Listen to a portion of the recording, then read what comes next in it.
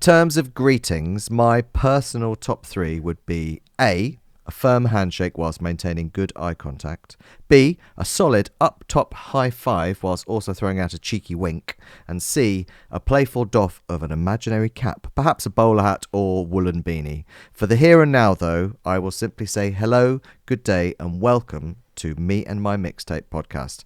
We are a podcast that skillfully creates and curates a weekly mixtape podcast and playlist, with each episode being a different subject. My name is Matthew Hughes, and joining me and you is a man whose face could launch 1,000 ships, Mr. Mark Woodiett. Hello. Wow, 1,000 ships. Yeah, 1,000 ships. I was going to go with 1,000,000. I thought that's too crazy. many. That's too many ships, to be fair. And 100 felt like I was underselling your handsomeness. I'm happy with 1,000. 1,000. Yeah, there we go. How are you?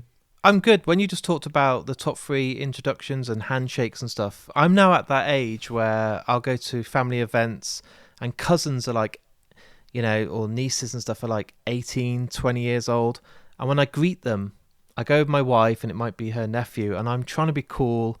And he'll go in for like a half handshake with the thumb, like ghetto kid. What is that? A half handshake with a thumb? Yeah, it's like more of a grip, the listeners won't see this, but it's more of like a half handshake, and then they pull you in and like put like a hug, and I'm just not sure how to tackle that one. I'm like, I'm not one of the cool kids anymore. I'm totally like, oh, hello, I'm traditional, shake my hand, and these kids are like, oh my God, like how embarrassing is my uncle?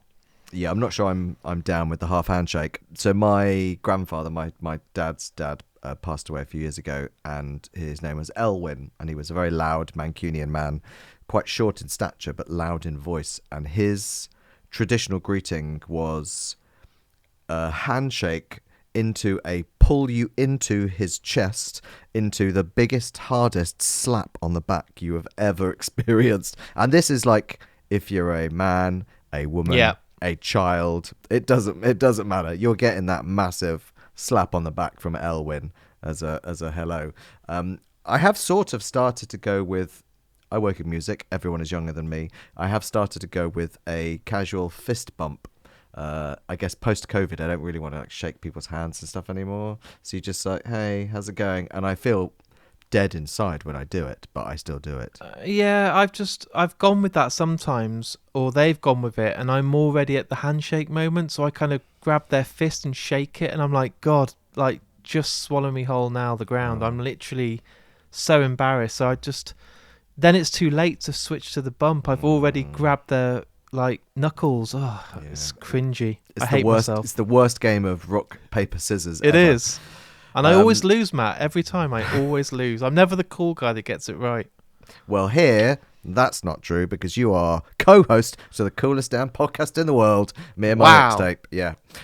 So this week, we are on Mixtape 8, podcast 8. Thank you very much if you've joined us through the previous podcasts. We're going to do something a little bit different, a little bit maverick, a little bit rebellious, We're thinking outside the box. We're in the box, we're thinking outside the box this week. This is a versus episode. It's our first ever one. Let's see how we do. Could be the last. Could be the last. Who knows? So the idea behind the versus episode is myself and Mark both bring one artist that we both very much like, and we sort of battle. We come prepared to fight each other over like whose artist is better, and over the sort of course of the mixtape, our 5 choices, 5 each, 10 overall, will hopefully, I don't know why I went into Northern, will hopefully persuade you listeners as to which of us is the greatest music mixtape / person who has the best music taste in the world ever, and love us forever and that sort of thing. That's about right, yeah? I feel like we're setting ourselves to fail. I'm not trying to be negative. I feel like we're going to end up being like, we're going to break up because of musical differences on episode 8. We'll be like the Simon and Garfunkel. It happened to the Beatles. It can happen to me in my mixtape. I know, but I'm already excited about season 2 and the stuff we'd be discussing. So I don't want to break up already. Like, I don't want the next episode for me to start with like, unfortunately, Matt isn't here today. Yes, my band won. It was humiliating how much I won by, and now he's never showing up again. And that would be tragic. People would be like, why did they come up with something that kind of destroyed their own legacy? Well, let's think of this as like a gentle, casual, sort of like, early years, 8, 9, 10-year-old discrepancy on the playground rather than kind of, nights behind a bike shed. Like a game of Conkers then. This is we're bringing Conkers. Exactly. Yes, a brilliant. game of Conkers. That's nailed it. Perfect. I've soaked mine in vinegar and they've been in the oven overnight, and I'm going to destroy Matt live on air. I've got a small ball of metal and I painted it brown and I brought it with us, disguised as a conker, and I'm going to disguise it with my hand. Game of Conker's perfect. So yes, this is the Versus mixtape. So I think because this is different, because this is the first time we've done it, I think what I'm going to do is I'm going to go to Mark and he is going to say the name of his artist that he's going to add to the mixtape, and then I'll talk about mine. So, Mark, would you like to tell us and the listeners the artist that you're going to be bringing to the table for this Versus mixtape conker style battle? Well, it goes really well with the word versus. It is the absolute legendary American band from Seattle, the incredible Pearl Jam. Whew. Do you want me to talk about Pearl Jam for a couple of minutes? I would love you to talk about Pearl Jam, specifically, I guess, why you wanted to bring Pearl Jam to this mixtape as the first Versus, and also kind of what the band kind of generally means to you as a kind of, music fan. Of course. So Pearl Jam for me are probably, and I feel like I say this on every episode, but one of my favourite bands of all time. I believe that they're a band that when their albums are released, I will go out of my way on day one to make sure I buy their brand new release without even hearing anything from it. They're just that band that, like Thrice, I will go to and trust in them and buy anything they ever release. Now, they formed in 1990, and the first introduction I got to Pearl Jam was the album Vitology. So it wasn't the start. I wasn't there when 10 came out. I was only 12 when Vitology came out. And the reason I got it was BP petrol garages. Every time you spent money on petrol, so my mum and dad were filling up the car, you got a stamp. And this is like unheard of now, but when you got those stamps full, I think there's like 20 stamps for every £20 you spend. Remember, back then petrol was really cheap. £20 was a hell of a lot to spend. You got a free CD, which is wild. So my mum and dad said to me, you can go and get yourself anything you want with the points we've collected. And I walked in and there was this really cool cover. It was like black like a book, and it just said Vitology. And I didn't even know who Pearl Jam were, but I got it. I went home and I was like, I think I heard Spin the Black Circle, and I was like, oh my God, like this is awesome. I absolutely adore this. And then ever since that day, I remember telling everyone at my school that Pearl Jam were the best band I'd ever heard. I had a Pearl Jam pencil case, and I've been there ever since that day. And for me, one of the best live bands I've ever seen. I've been to see them every opportunity I've had. So I got to see them at Reading Festival. Milton Keynes Bowl was probably the best time I've ever seen them. I saw them in London. I even saw them at the end of last year in Manchester. And they're a band that evolve. And I say this a lot, but they're the bands that I invest in most. So bands like Paramore, bands like Incubus, these bands that never play it safe, that always change things up, a lot like the Beatles. I think Pearl Jam have grown as musicians, they've matured. The band members, Jeff, Stone, Mike McCready, Matt Cameron. Obviously Matt Cameron came in a bit later, but it's still that band that don't have all these lineup changes. Absolutely incredible. And I'll say this now.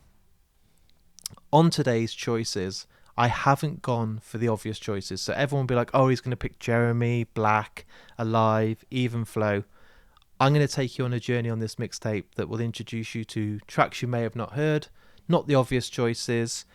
And Eddie Vedder for me is probably one of the best songwriters, best vocalists, best lyricists out there. And I've been lucky enough to meet him once. I shook his hand and just said, thank you. That was all I did, because it was like meeting God for me. It was that he's my number one name that I would love to do a Mark and Me episode with. I think he's fascinating.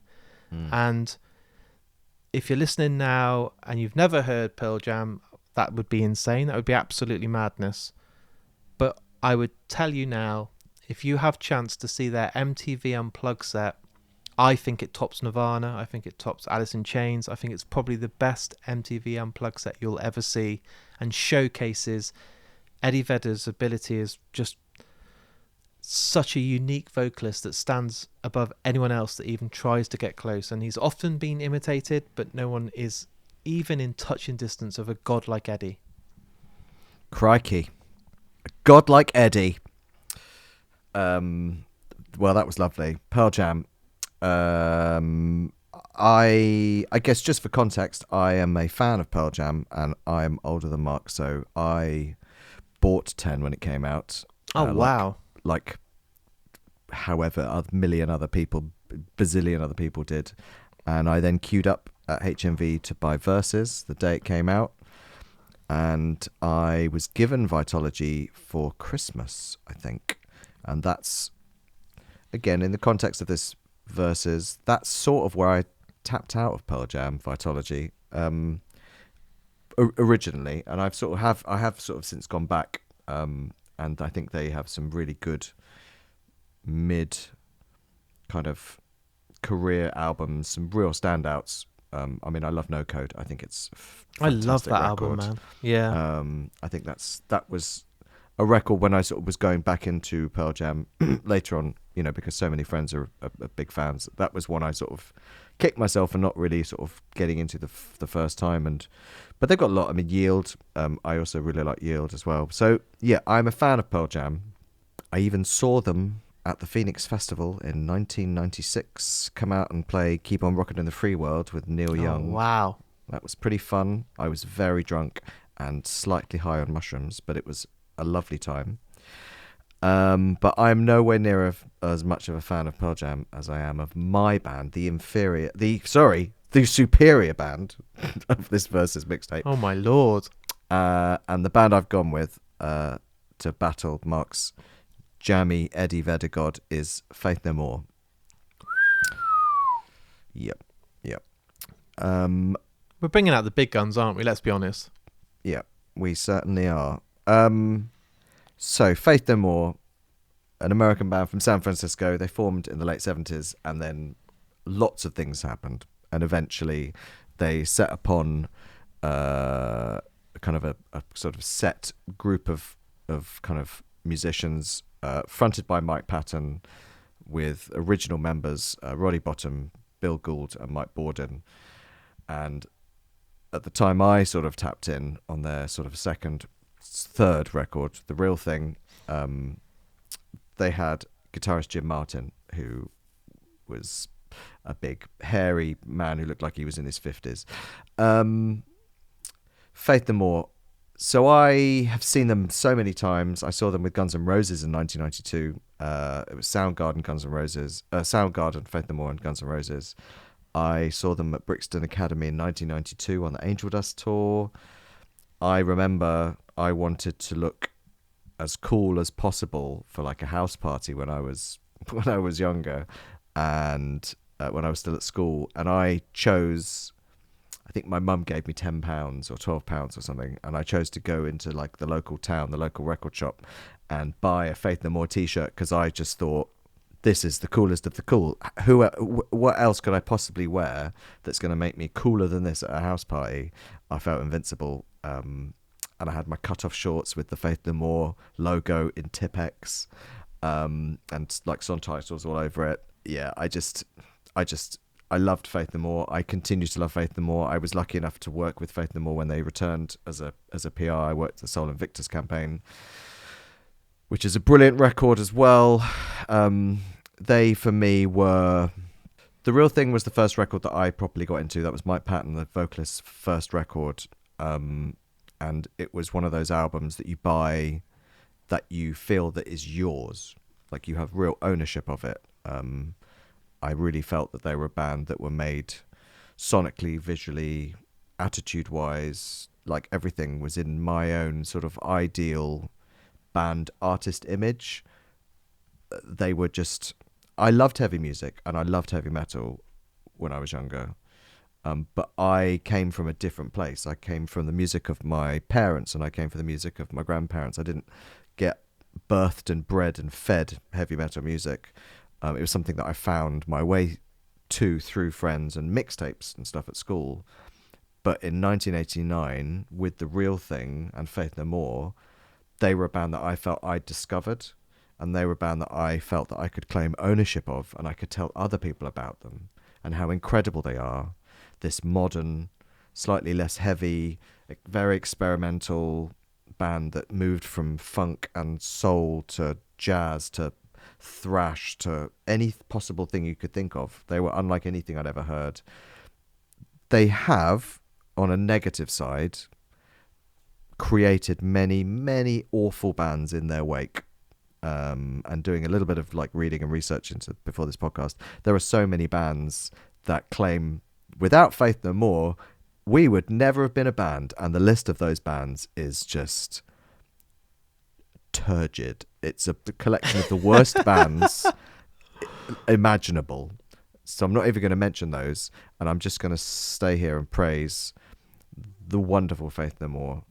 And yeah, I, like you, have not chosen kind of midlife crisis and epic and the kind of, I haven't gone with the very, very obvious songs. I've gone with songs that I love, and I've also tried to, and I know you've done this, but I don't think you mentioned it. I've really tried to take songs from different records. I haven't chosen two. I've not chosen 2 songs from one record. I've chosen 5 songs from 5 different records. I couldn't choose songs from all records, which again, I'm sure like you, is a shame, but we have to draw the line somewhere. So yeah, there we go. Pearl Jam versus Faith No More. Fists up, not fists. Conkers up in the air. Yes. And we're ready to go. And it's, oh look, it's me opening the mixtape. Back to reality. Yeah. I had my one show to do it.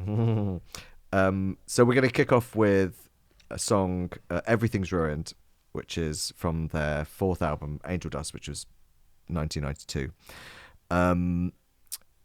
I totally love this song. It's completely bonkers. It has piano and keyboard in it. It has a massive chorus.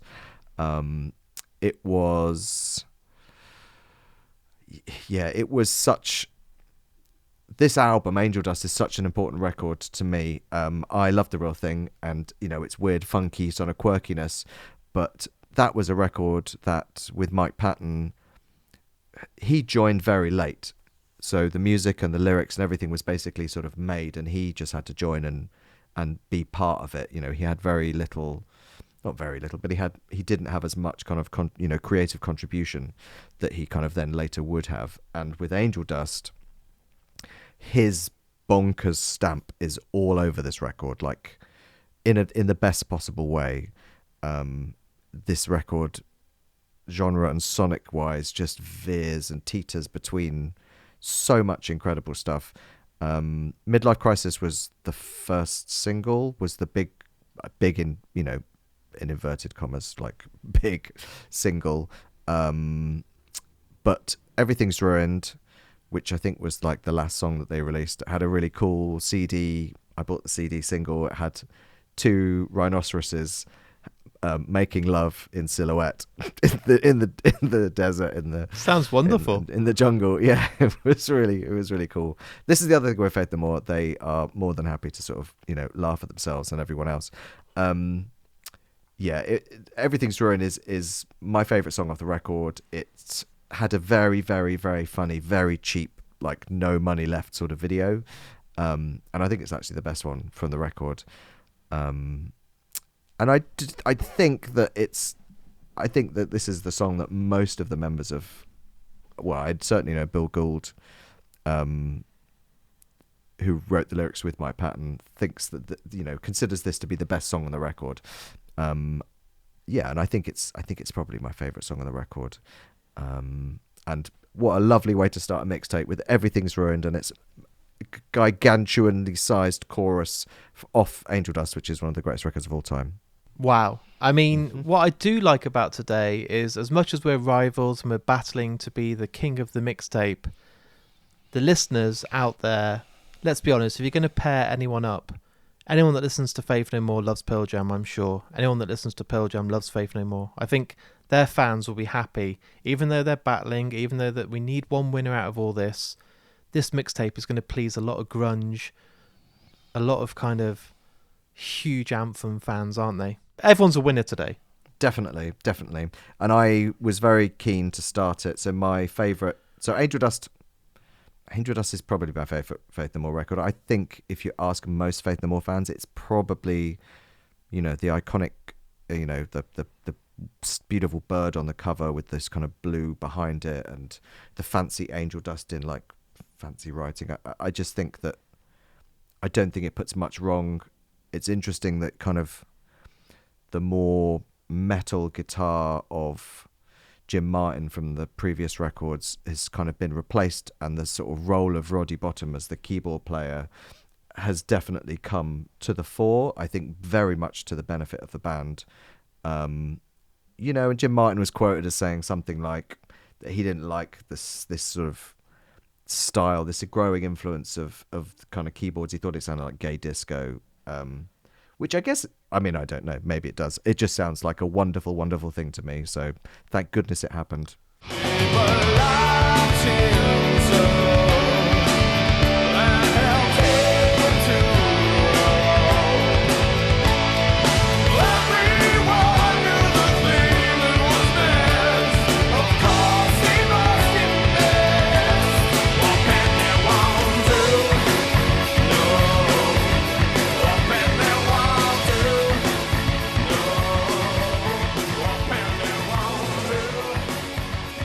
An incredible opener, and I feel I need to pull out the big gun straight away today. Like I said, I'm not going for the obvious. I'm not picking Alive. I'm not picking Jeremy. I'm going with, to start my journey of Pearl Jam today, I'm going with my personal favourite song in the whole history of the back catalogue of Pearl Jam. Whoa! So my choice, I'm going straight there. So my big, absolute huge love for Pearl Jam is ongoing, but this song has been the staple of my love and will never be beaten, I don't think. It's State of Love and Trust. Crikey. Now, this song never made it officially on a studio album. What I love about Pearl Jam more than any other band out there is when you normally see a band now touring, especially bands like Tool and Metallica, they have the same set list throughout their whole tour. So they get it right, they nail it, it dynamically works, it's got great crowd interaction. Eddie Vedder makes a point every single night to change it up. And when you've got, how many albums Pearl Jam have got? Probably like 12, 14 studio albums, then all the rarities and the B-sides. Every night you get a completely different set list. But what I will say is State of Love and Trust makes it almost at every show. And every time I've been to see them, it's been the song that's been the best of their whole set. Now, what I've noticed with me and my mixtape is that Cameron Crowe has been mentioned, I think, on every single episode so far, which is credit to him. But I can tie it in nicely. So the song itself first appeared on the soundtrack to one of his films called Singles. A great film. I'm sure, Matt, you absolutely adore it too.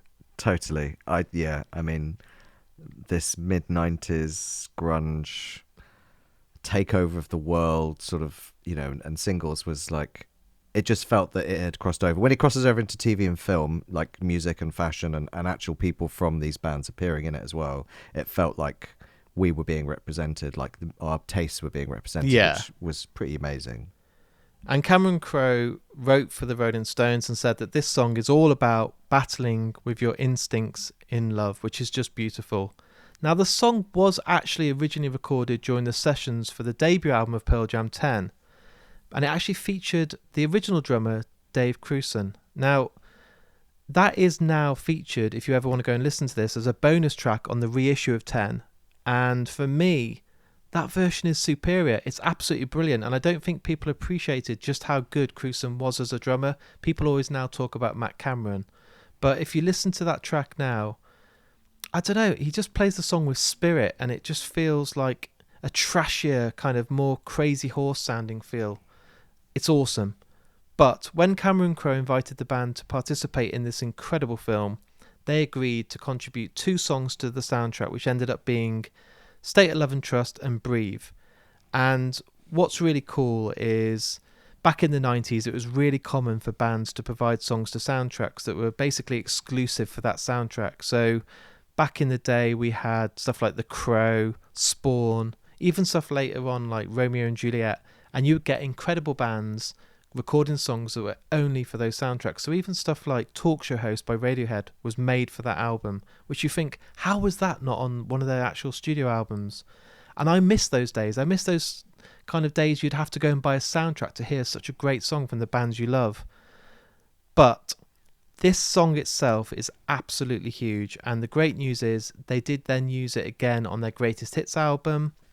It's got one of the best choruses out there, and it's timeless. I show anybody this song. I think if someone said to me, what's a great song to get into Pearl Jam, this would be the one I show them. And I think already, even though we've only had one choice, I've absolutely stamped all over you, Matt. And I listen, for the voice inside my head. Nothing, I'll do this one myself. Oh, and the bear I wear, take a shakes, ain't right at my head. Won't you help me from myself?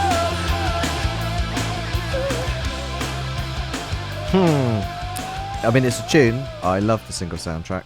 One of my favourite Smashing Pumpkins songs is on it. And Alice in Chains. Yeah, it's great. And this is like peak Pearl Jam. State, Love and Trust is peak Pearl Jam. Confidence wise, you know, he's kind of, Eddie Vedder as a songwriter is, I think, often quite introspective, quite sort of looks at things in a very interesting, dark kind of way. Even on his debut, or even on 10, you know, the debut album, I think it's filled with really pretty heavy lyrics. Well, just listen to Black, Jesus. Yeah. No, I love State of Love and Trust. It's great. But is it as good as my next song, which is From Out of Nowhere by Faith No More, obviously. I thought you were going to say it's From Out of Nowhere. I was like, okay. From Out of Nowhere. It's From Out of Nowhere by Faith No More. So this was the first track released off The Real Thing, their 3rd studio album, and the first with Mike Patton, as I mentioned before. It didn't really do anything, but I heard it. I heard it on the Radio 1 Rock Show, and just went doolally. I just, you know, I think all of us, me and a bunch of my friends, kind of that record the rock show and listen back to it and stuff, we're used to on tapes and make mixtapes of our favourite tracks, you know, before the internet and stuff. Crikey, remember that? Yeah, and this was a real shot of adrenaline. Huge chorus, Mike Patton sounding amazing. They were a metal band. They were a heavy band that didn't just use keyboards for texture. They used them as huge, predominant leading pieces of their tracks, their songs, which was amazing. But they also very much had, you know, very fast-paced, groovy kind of rhythm sections. And with Jim Martin, his guitar sounded amazing. I mean, I read a thing about the fact that he was very particular about his guitar sound on this song for some reason, but he was very particular. And I think it comes through because the song's amazing. I never knew what the lyrics were. This is one of the key things for me. Maybe other Faith No More fans that are listening might also say the same thing, but for me, a big thing was I had no idea what on earth Mike Patton was talking about. And then you read the lyrics and you still have no idea what Mike Patton's talking about. The end of each, because it's quite an interesting, the structure of the song is quite interesting because the verse turns into the chorus and then there's like a separate slowed down chorus part, but the From Out of Nowhere is in sort of embedded into the verses. And the first verse is, tossed into my mind, stirring the calm, you splash me with beauty and pull me down, 'cause you come from out of nowhere. Oh, my glance turns to a stare. And I had no idea he said my glance turns to a stare. So I remember as a kid being like, my glass turns to a steam or something. I would see them. You'd go and see them live and just be filled. The room would be filled with like people just saying the wrong lyrics back to Mike Patton. I'm sure he didn't care. I have no idea what the song is about. I think Bill Gould or Roddy Bottum has said that they think that it's a song that's about a chance meeting and how chance plays a role in interaction. But, I mean, Mike Patton has never really come out. He doesn't really come out and say much about his kind of songs, his lyrics. Massive chorus, massive song, a brilliant single. It was re-released when Epic became a very big song on MTV with the video and the fish flapping at the end that got them in lots of trouble with the animal rights activists, and the piano ending. They re-released this and it actually went in the top 30 in the UK, the singles chart. That's insane. Right? Yeah, the magical time of the 80s. Love this album. As I said in kind of the intro bit, this was my way in, and I have a very large affectionate soft spot for it, and especially from Out of Nowhere, because I love this song. It's my favourite song on the record. 1 minute's here and 1 minute's there. Don't know if I'll ever cry. 1 minute's here and 1 minute's there, and then you wave goodbye.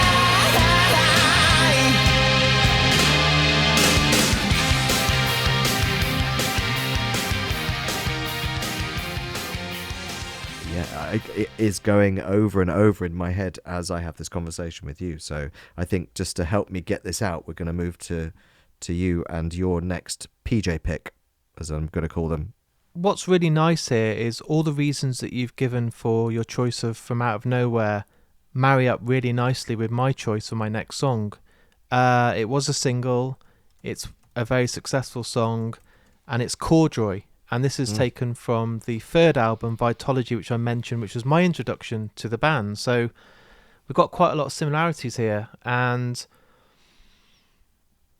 off this album, I could have easily picked Spin the Black Circle, Not For You, Nothing Man. But Vitology, it does something to me. It makes those hairs on my neck stick up. It gives me this overpowering emotion when every time I listen to it. And Corduroy is a time period song to me. It's about the band blowing up, the whole Seattle scene blowing up, and everybody wanted to be part of it. And Eddie Vedder has come out and said that the kind of the song itself and the title comes from an overpriced replica of one of his corduroy jackets.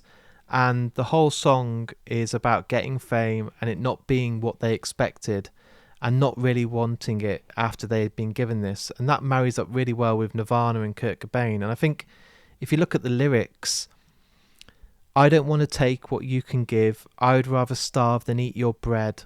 I would rather run, but I can't walk. Guess I'll lie alone just like before. Like Kurt Cobain, Eddie would rather go back to the way I think things were before he was famous. Yes, you get the fame. Yes, you get the money. Yes, you get the success. But I believe those lyrics show that he wants to just be normal again. And I think a future topic and episode for us, Matt, for a mixtape would be the best breakdowns ever. I truly believe that Corduroy has absolutely the best breakdown of Pearl Jam. It's this line where the bass is leading and Eddie screams, everything has changed, absolutely nothing's changed. And it, you know, even if you hear it 100 times, it always feels like the first time you've ever heard it. It gives you those butterflies. And when they've interviewed Eddie, he talks about it being a song about a relationship, but not between two people. It's more about one person's relationship with a million people. And that seems very obvious to me. And what I did read is, instead of the band choosing to do a lyric sheet to go in the actual inlay of the CDs and the vinyl, Eddie decided to put an X-ray of his teeth in there instead, because he just wanted to take the focus away from his lyrics and just have fun and be a bit edgy. An argument can be made, I think, that Alive or Better Man would be the perfect balance of a song to introduce Pearl Jam. And I know I've just talked about how I'd use State of Love and Trust, but this song itself shows everything that the band is capable of, and it shows off all their talents. It's not just about Eddie, it's not just about Stone. The live and the studio version. If you had to play someone a song to get them to appreciate the band in general and each and every member of Pearl Jam, it would have to be this. State of Love and Trust is my favourite song, but I think this song is the definitive Pearl Jam song in my opinion. And I've been lucky enough to see it live. I never get bored of it. I think, everything about the lyrics is deep. Eddie wanted to be a famous rock band his whole life. He wanted to be famous. Now he's got the fame. I think he wanted it to go away, and he showcases that only on the third album.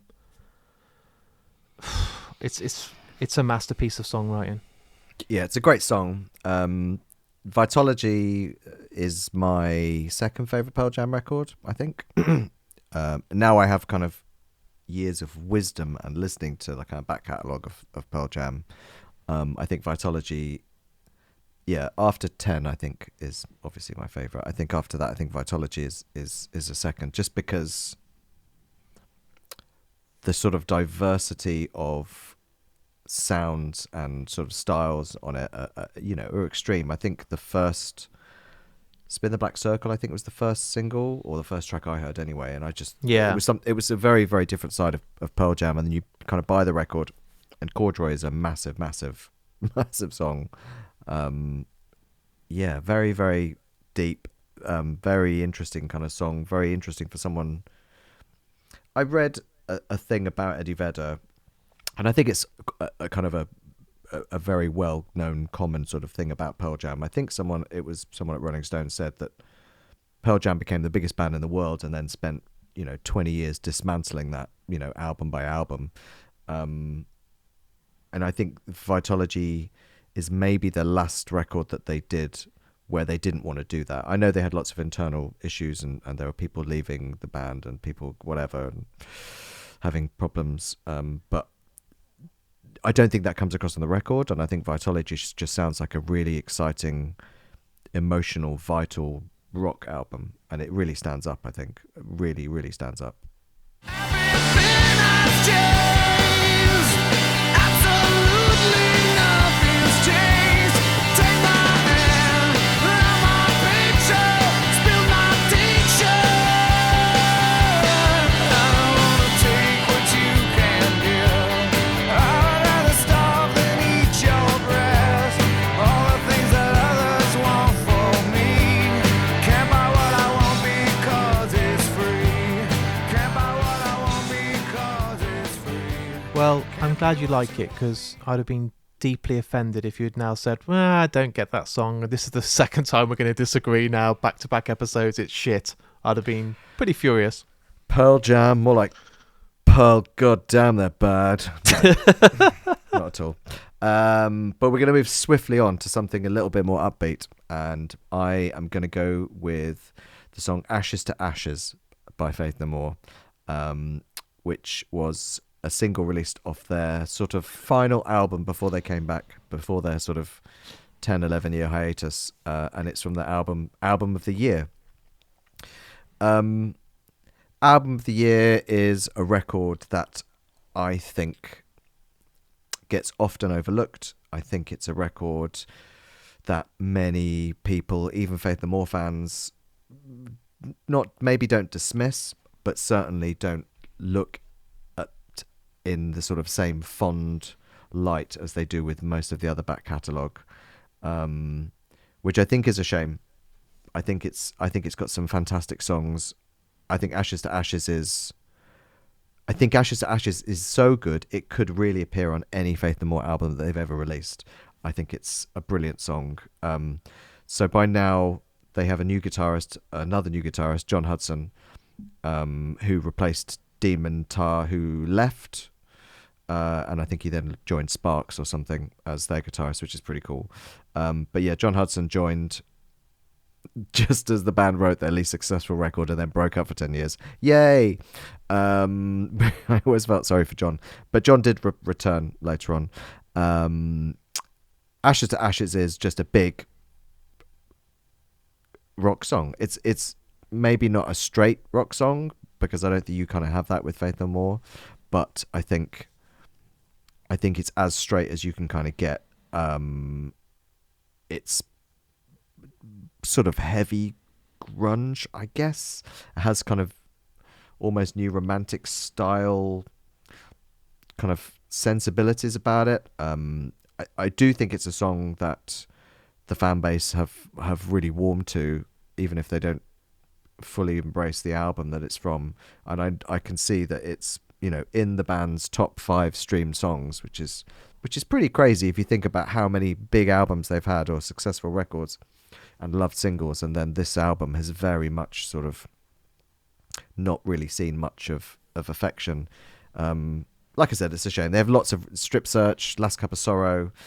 I think there's lots of really great songs on it, but for me, Ashes to Ashes fits perfectly on a mixtape. It's been on many 90s rock, you know, kind of mixtapes, playlists that I make. I make lots of playlists that fly in the face of the kind of strong dominant genre of the time. So the 90s, I guess, you know, you have Britpop and Drip-pop and grunge, and this is none of those things. You know, it's not grunge. It's an odd song that has an incredibly catchy chorus and an incredible riff by John Hudson. Really crunchy riff, and it's just so much fun. It's so much fun.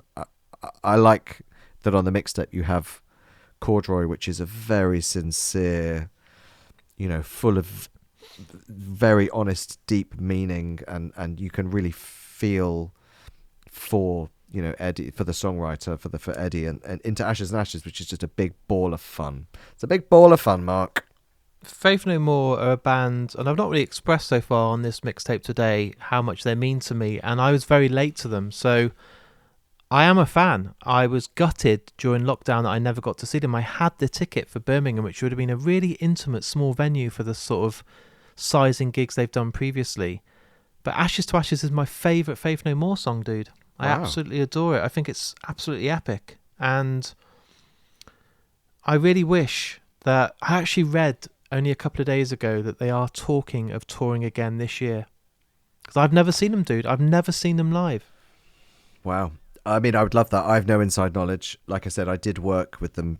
So now it's 2025. So their last record, Sol Invictus, which we will come on to in a little bit, was released in 2015. And I had the pleasure of working it for press, and a good friend of mine, Scott, worked their radio. And it was just a really fun campaign, slightly odd campaign. I have lots of funny stories, which I won't go into now, but it was a really good campaign. And one of the highlights for me was, at the time, I was managing a band who was still together and still fantastic, called Rolo Tomasi. And I was able to help the band sign to Mike Patton's own label. And as part of that deal, they were quite keen on Rolo Tomasi playing some shows with Faith No More. So they actually had Rolo Tomasi open or support them at one of the Roundhouse shows that they played on the Sol Invictus tour. And they let the band use their lighting. And it was like Mike Patton went and met all of the band. They created like a dressing room somewhere in the Roundhouse building for the band, and the band were super overjoyed that Mike Patton was That's so incredible. friendly. Yeah, I think Chris, the guitarist, if you ever listen to this, Chris, you can text me and tell me I'm wrong, but I'm pretty sure Chris got a video message for like his cousin, who's a massive Faith No More fan as well, and the video, you know, of Mike Patton being like, "Hey, this is Mike Patton, you motherfucker," sort of thing. Yeah, it was awesome, and yeah, they're just a wonderful band, and they play. I think this is a song that they play, you know, they kind of have to play this every time they play a show. It's just such a fucking awesome song. Watch it happen now. They announce a tour next week, 2015, Birmingham. Get a ticket. They don't play it. Yeah, imagine. Can you imagine? No, they're playing this. Honestly, I think this is like one of those first songs on the set list type songs.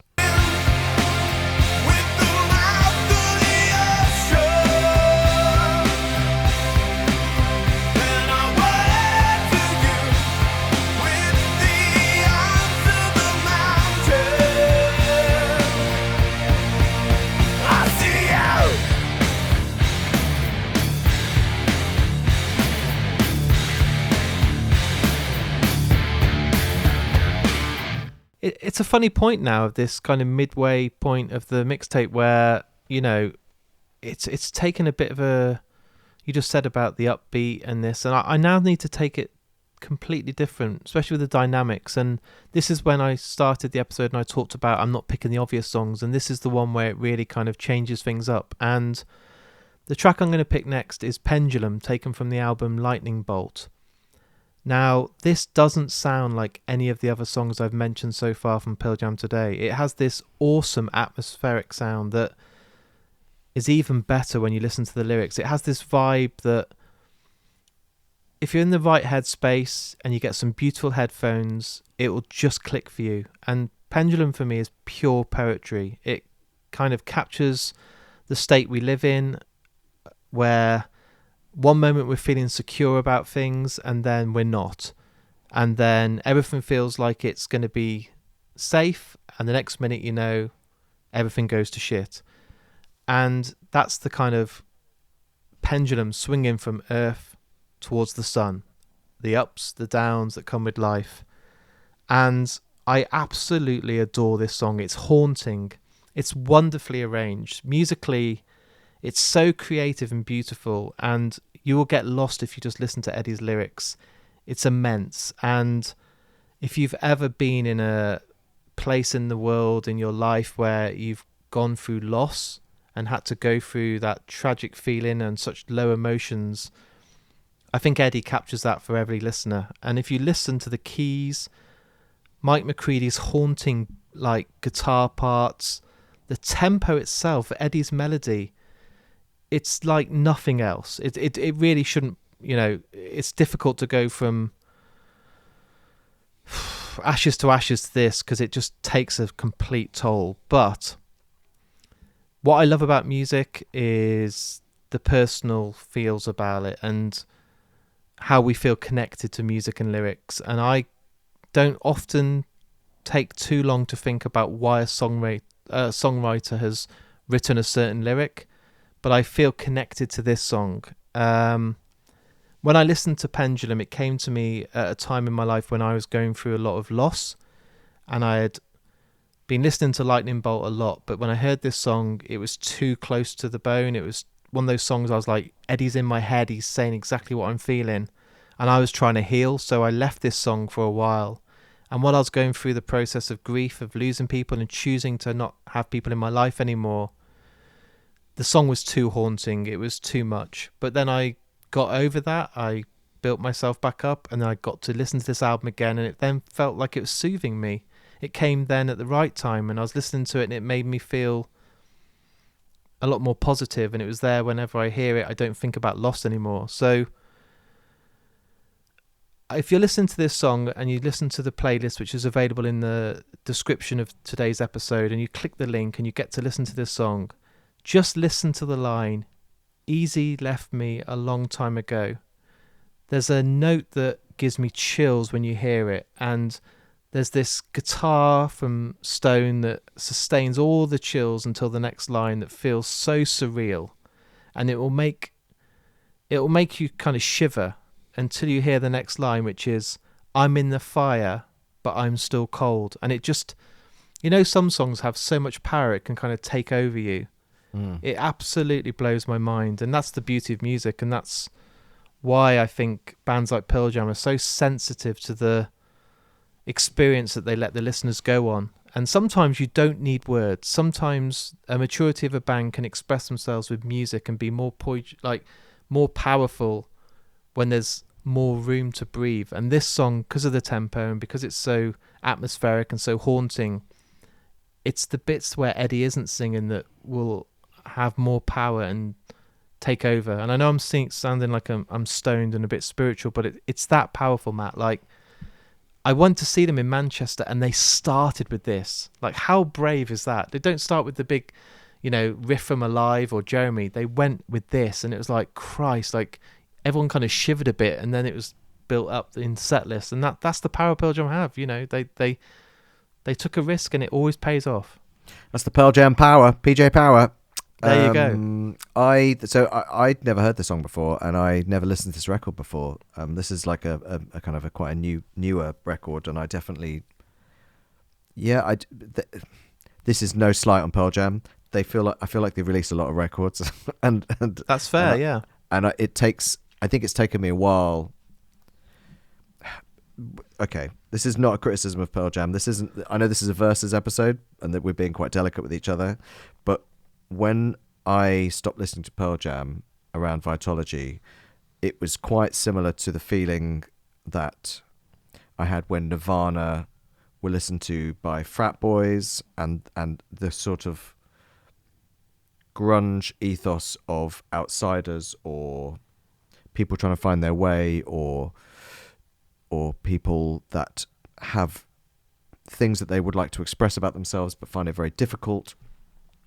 And I think with Pearl Jam, even though, they had battles with Ticketmaster and they shunned lots of big opportunities and barely did interviews, in my head at the time, I just felt like, well, they're just, they're just a crossover. They're just a classic rock band that's just already on the shelf and making music for dads, and I don't care about it.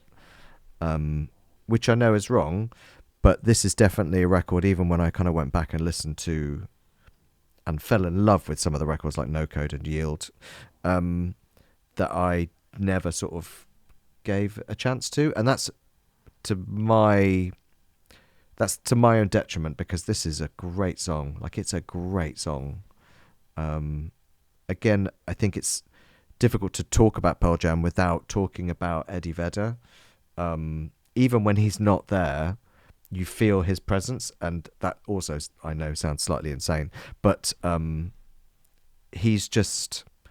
Pearl Jam are a collection of incredible musicians, and musicians have come and gone, but Eddie Vedder is this superpower. I think I've mentioned it before in a previous podcast, but this idea that some bands have this superpower, and he is their superpower. His vocal, his power, his kind of emotion, and I think all of the things that I had initially been used as a kind of a critical stick to beat them with are actually some of the strengths that have meant that they've become this band that has outlasted their genre, their decade, the decade past that decade.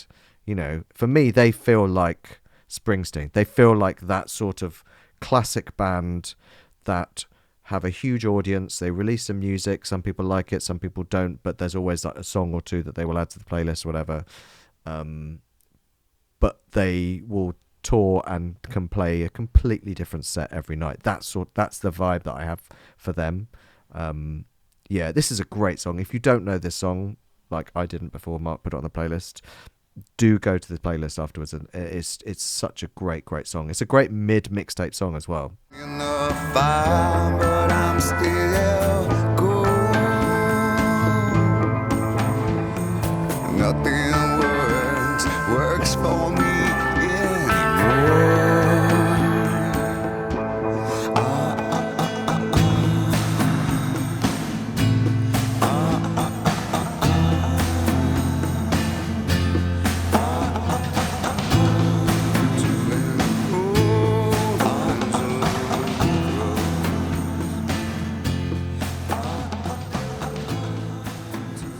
Quick question, Matt. Sure. Have you listened to Dark Matter, the album that came out last year from Pearl Jam? No, I have not listened to Dark Matter. So what's really nice about this is, before we actually launched this podcast and we did the kind of 0.5 episode where we just wanted to get an end of year special out of the mixtape, a lot of people's lists for the best albums and songs of the year, I saw Dark Matter mentioned a lot.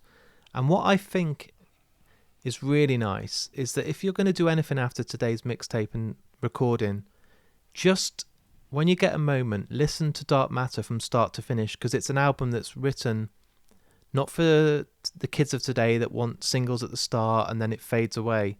It's a collection of songs that are meant to gel and take you on a journey. And I understand that some people have kind of fell off the Pearl Jam wagon and they're not into them anymore. And maybe the last couple of albums before that, like Gigatron, they didn't do it for me. And that's me, who absolutely worships Pearl Jam, will fight to the core for them and always defend them. But they kind of weren't great. I didn't love the albums, but they're back better than ever. And honestly, if you listen to Dark Matter, I think it might be one of your favourite albums if you listen to it. I really do. I think it's the Pearl Jam album written for Matt. That's what I think. From knowing you as I do, and the songs you listen to, and the bands you've mentioned so far on our me and my mixtape journey, I think it will tick all your boxes. I really do. I think you're going to absolutely adore it. Wow. Well, I'll definitely give it a listen.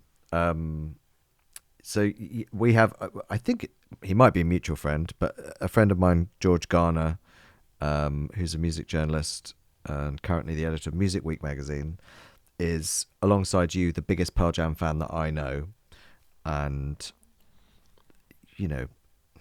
always talks about them, is a very kind of vocal kind of supporter of them. And he was somebody online, and in terms of his reviews and stuff, that I read a lot about Dark Matter, and it seemed like an album that I should listen to. Yeah. From his kind of words in his writing. So yeah, I'm reinforcing that. Then you should definitely listen to it. Yeah. Okay. Nice. I will, and I'll report back. And who knows, might appear on a future podcast from me adding it to a playlist. That's my goal. Yeah. Okay. So it's back to me, and I know I just mentioned it around my previous pick, but we're now going to another Faith No More record, and we're going to go to the Soul and Victors album, which was in 2015, which is the record that I had the absolute pleasure to work as a PR. And the song is Motherfucker. Motherfucker. Get the motherfucker on the phone. This was the first single released, first new music for 10, 11 years, whatever it was. No, longer. 17 years, I think. And I remember I used to run a company called Devil PR, and I worked with a brilliant PR who now has his own company called Mark James. And we had an office above a pub in Islington, and he played, I think he came in and said, "Oh, did you hear the new Faith No More song?" I was like, "I had no idea Faith No More released a new single. What am I doing? Please put it on." And he put it on, and it's a very casual start to a song. It's not an instant, it's not a Faith No More boom in with a riff or in with the keyboards. It's like, it starts with like a band drum roll, and you have this Mike Patton growling like Tom Waits style over this, building up and up and up. And Faith No More traditionally don't really do building songs. They do sort of straight in there, or songs that sort of stay on one sort of level. And Motherfucker is a dark, growly, angry beast of a song, and it's such a wonderful song to kind of come back with. And yeah, I love this song. I love this record. I think it was universally kind of embraced by the fan base as well, by Faith No More kind of fan base, because it is a great record. Some fantastic songs. I think Superhero was a single release, Sunny Side Up.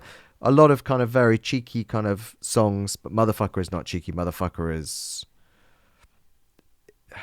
maybe not angry, but it's certainly ominous. It's a sort of an ominous song. And I think it's a very good reflection of who Mike Patton is as a person, that the first single released off the brand new album, the first album in, a very long time, is a song called Motherfucker.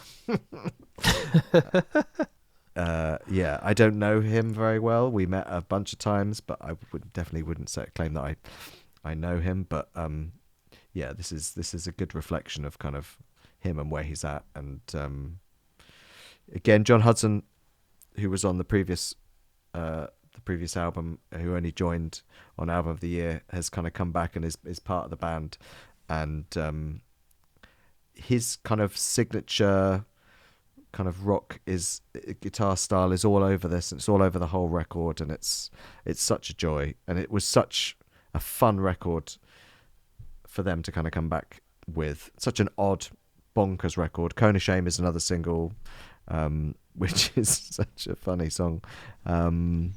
Yeah, I love it. I love this. They did a limited like a print run on Record Store Day of the single, just 5,000 copies, which I have one signed by the band somewhere behind me in my record collection, which is lovely thing to have. Humble brag. Just a humble brag, just dropping that in there. Yeah, again, if you're a Faith No More fan and you were an idiot like I was with Pearl Jam and tapped out, and you haven't listened to Soul Invictus, listen to Soul Invictus. And if you can't be bothered to go and listen to a whole album, listen to our mixtape of this podcast, and motherfucker will hit you right towards the end of that mixtape, right in the grizzly belly, right in the growly belly.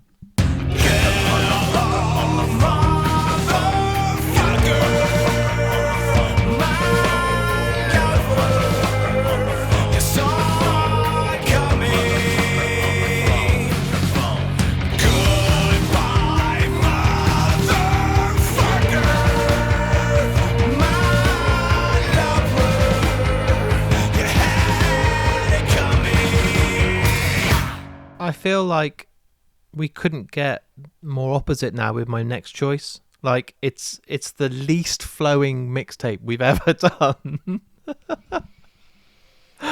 I'm going to bring it really far down now. Like people are going to get very upset, and I'm bringing a song that not everyone will know. It's really, really like, I want to do that with this mixtape. I don't want to not just pick the obvious choices, but pick the well-known tracks. I wanted to try and bring a track today that maybe even Pearl Jam fans don't know of, because it was taken from the 2003 compilation album called Lost Dogs, which is various unreleased outtakes, and this track I've picked is called Sad, and it's an outtake from the Binaural album sessions, and it's going to be quite a difficult one to talk about because I didn't know about the song until I saw Pearl Jam headlining Reading Festival in 2006.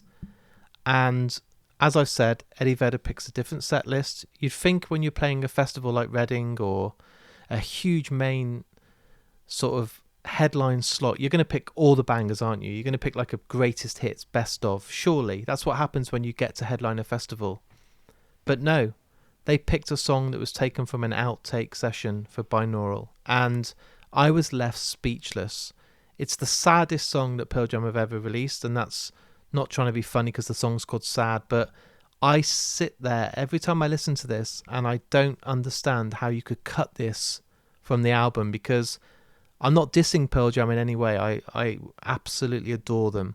One of my favourite bands of all time, but the Binaural album has tracks that you could easily cut off there. There's a couple of filler tracks, and this should have proudly sat on that album. So it upsets me that it's not part of the original recording of the album, because it would be so beautifully placed on this album. And it's too good. It's too good to be a rarity. So I have a feeling that well, maybe I don't, but I have a feeling that I know why this song didn't make the record.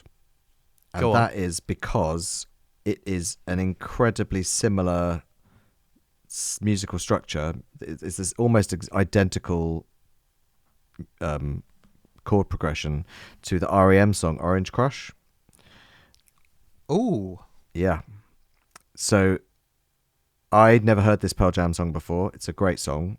It's a really interesting song for Pearl Jam. But the chord structure, I was listening to it and I was thinking, this is so familiar to me. Like, have I heard this song before? Like, where is the familiarity coming from? And I eventually got to the point where I realized that it is it's Orange Crush by REM. Like, if you listen to this, go and listen to this mixtape, and you listen to Sad, then put on Orange Crush by REM, and it's pretty similar. Do you know what I found really strange? It's a bit spooky, but I haven't listened to REM probably for 10 years, apart from when you're listening to the radio and they put on Losing My Religion. But I was reading a big article, I think it's in Rolling Stone or Rock Sound or somewhere, and they listed the top 10 albums from REM. And I was going through it and I was like, my God, I forgot how great this band are and how many great songs. And I've been listening to REM for the last 2 weeks more than anything. I've just been going from the very start and just giving every album a kind of re-listen, and they're a band I want to talk about in the future on this mixtape somehow, because I forgot how good they are. Like Pearl Jam, what a band that have evolved and done everything. Great band. This is a great band. And Orange Crush is a wonderful song off the album Green, which is a 1988 album. And yeah, I have a lot of affection for REM, and like you said, I'm sure we will talk about them on future podcasts. I'm a very big fan. But yeah, sorry, side note, Sad and Orange Crush. Of course, yeah. I mean, my sole purpose for this choice, to be honest, Matt, is I just wanted to bring it to more people. And I hope that when people are listening to this mixtape in its entirety, they go away and think, Christ, there are always new songs to discover from the bands you love.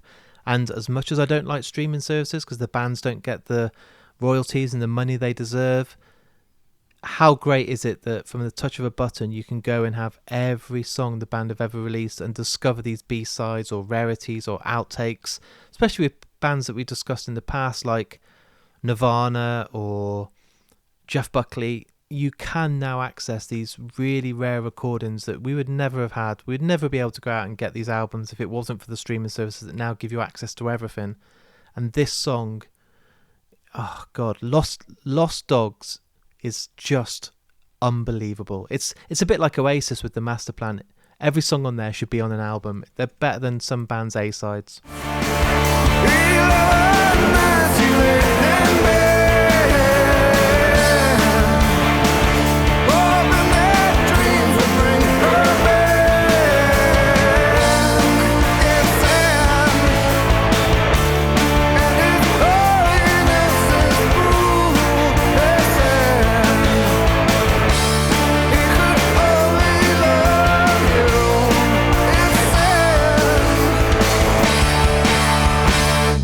Your final track, I think, now, dude. This is flying.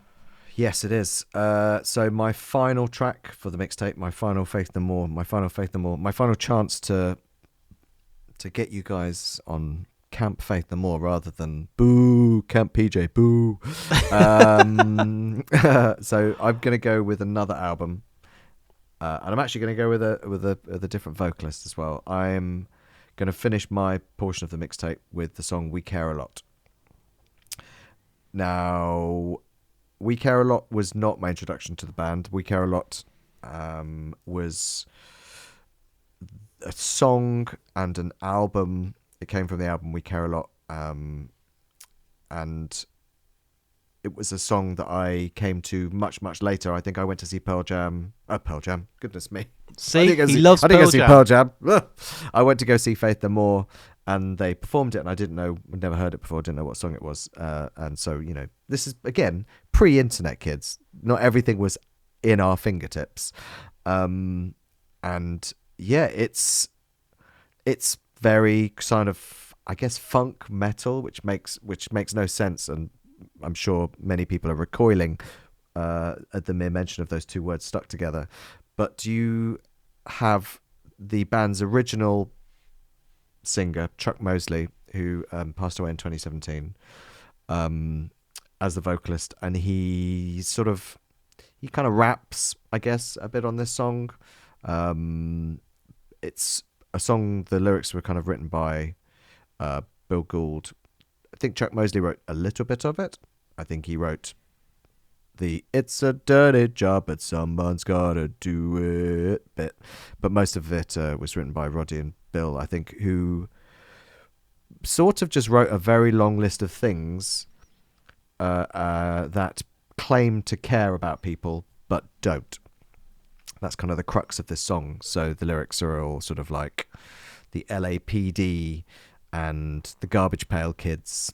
And there's a line about Transformers, and there's a really good line about Live Aid and the food that Live Aid bought. Being cynical about Live Aid at that time was very, very new. I know it's very much the thing now, but at the time I think it was very, very new. I love this song. I love this record. It was it was on We Care a Lot, and then it was re-recorded and added to the second album, Introduce Yourself, which is a better record if people are going to go for one of them. I just really wanted to showcase Chuck. I don't think he's anywhere near the vocalist that Mike Patton is, but I think he allows the band to be a different band, and they're so fun and loose, and there's less experimentation, I guess. It is more sort of like a bit of funk and a bit of metal. But We Care a Lot is just a really, really smart song, and I think I could not have it on, even though I guess it is like a big song for the band, and it's been on a bunch of movie soundtracks. It was on Grosse Pointe Blank, but yeah, I could not have it on. I love this song. It makes me smile every time I hear it, and it's so funky and so groovy, and yeah, and it's sad. It makes me sad about Chuck. He seemed like a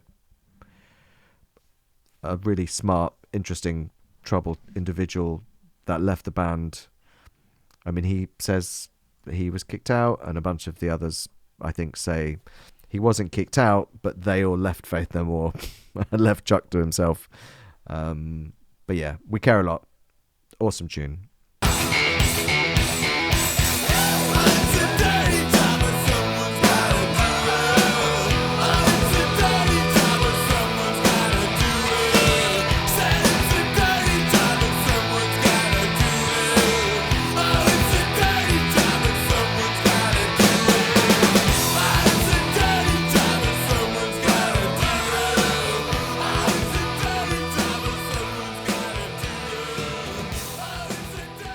I don't know if I can really top that now. I've got one choice left, and I'm like, that would have been a lovely way to end it. But you started, and you get a lot of times to start. So as great as that is, there's also a really beautiful side to that I get to end the mixtape. And with my closing track today, I'm choosing a track that even if you're not a Pearl Jam fan, I think there's a good chance that you'll know and you'll like this song.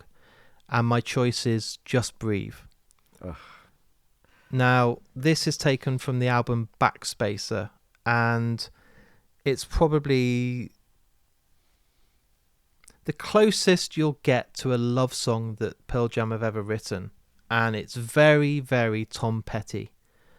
It was actually recorded and inspired during the time that Eddie Vedder was writing the Into the Wild soundtrack, which is a brilliant film. Great absolutely soundtrack, epic great film. Yeah. A film that I've watched again and again, and the soundtrack is beautiful. And it was a game changer for Pearl Jam. They showed just how talented they are, and that they can write such a peaceful song that now means so much to so many people. I've seen so many people on forums and social media saying that they got married to this song or had it played at a funeral. And every single time that I listen to this song, I do truly wish it would never end. It feels like it should go on and bleed into something bigger, but it never does, and it leaves me always wanting more. And I still remember the very first time I bought this album and I heard this track, and I literally just stood there and thought to myself, how can Eddie Vedder write a song like this? The lyrics, the music, the way he delivers it, everything about it is so impressive. And I thought, could you imagine being the rest of the band at rehearsal when he comes in the room and just plays this to everyone, and the kind of 20, 30 years into the band, and he's still writing songs like this that are just perfection. And without a doubt, one of the best Pearl Jam songs ever written. The faces of the rest of the band members like, yep, he's done it again. It's He not smashed it. He's bloody smashed it again. It's the line, I'm a lucky man to count on both hands the ones I love. That really resonates with me, and I think it's beautiful. And if you need any more confirmation that this song is good enough, Willie and Lucas Nelson covered it. Willie Nelson ain't going to cover your bandmate. He's only going to choose the best, and he chose this. So, yeah, I've read interviews where Eddie Vedder added that the song during the studio time with Brendan O'Brien, he played the song to him and wrote the bridge, and that then became the chorus. And Pearl Jam and Eddie trusted so much in Brendan that he heard, objectively in what should happen to the song and the structure. They trusted that then this became the chorus. And now when you listen to this track, what a decision. What a way to go and trust in your engineer and let them be that extra member of the band. And my God, the way this song takes you. When I announced it then, Matt, I heard you say, oh my God, like, I know that you're not going to sit here now and tell me that you went away from Pearl Jam and, you ignored this and kind of missed it, because this surely is one of your favourite Pearl Jam tracks. Just knowing the music you listen to, the artists that you love, this surely ticks all the boxes for you. So yeah, this is one of my favourite Pearl Jam songs. I think it's stunning. I love Into the Wild. I think it's a phenomenal film, and I love the soundtrack. I think that sort of style suits Eddie Vedder so brilliantly. This is such a beautiful song, such an honest, real, emotional song, and it's a song that I think the title does what you want to do whilst listening to it. You do want to just take a moment and just breathe, just take a step, just take a moment and just appreciate things, just take things in. Like I said, I think it's a love song. It feels like it's a love song. It feels like it's a song about positivity and yeah, it's interesting. Backspacer is a record I have gone back to, and I think it's filled with great songs, and I think it's very interesting that this was, I think it was the first record they released as kind of an independent band, which, they kind of are now. And it was huge, a massive record, #1 album in the States, massive record. Yeah, and if people are like me and they haven't heard Backspacer, or they maybe have, checked out of kind of Pearl Jam's back catalogue, I think Backspacer is a really good one to sort of go in on, because I think it's incredibly varied. The high points are incredibly high, and this being one of them. I think this is a stunning song. Wonderful way to end a mixtape as well, if I do say so for yourself. Stay with me, you're all I see. Did I say that I need you? Did I say that I want you? Or if I did, I'm a fool, you see. No one knows this more than me. As I come clean, I wonder every day as I look upon your face.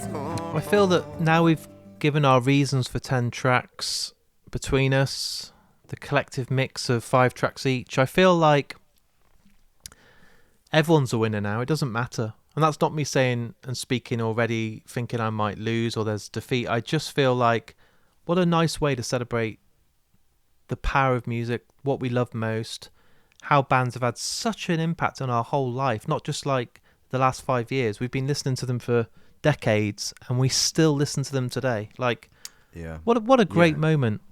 Yeah, and it's interesting with bands like these that are so sort of intrinsically linked with our, musical listening kind of lives. There's so much about Faith No More that is part of who I am.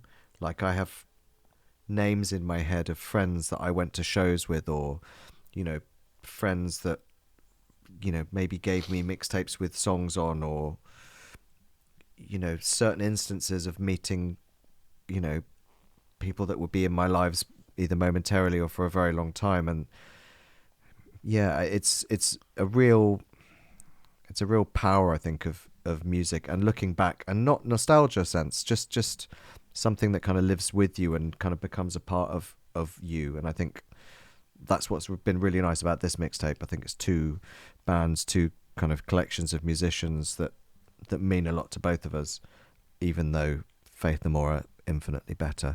But let us... What I think's really nice, dude, is one thing that I would love to say truthfully.